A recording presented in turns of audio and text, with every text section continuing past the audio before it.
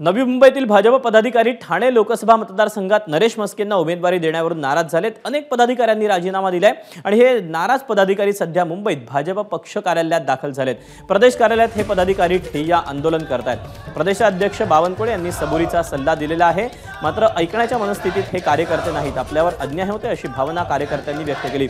आम्ही फडणवीस यांच्यासोबत चर्चा करणार आहोत। उद्या सकाळी आम्ही आमचा निर्णय जाहीर करू असं या कार्यकर्त्यांचं म्हणणं आहे। म्हस्केंना उमेदवारी दिल्यानं सर्वत्र नाराजी, जोपर्यंत पक्ष भूमिका घेत नाही तोपर्यंत महायुतीचं काम करणार नाही असं जाहीर करण्यात आलंय।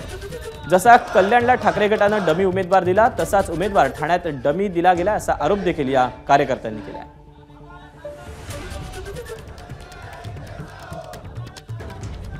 पक्षाकडे जे संजयजी उपाध्याय की सतीश साहेब यांच्याकडे सांगितलेले आहेत। आमच्या भावना आम्ही प्रांताध्यक्ष चंद्रशेखर बावनकुळे यांना सुद्धा सांगितलेलं आहे की आम्हाला जर कमळ चिन्ह भेटत नसेल तर आम्हाला मैत्रीपूर्ण लढतीचा आदेश द्यावा।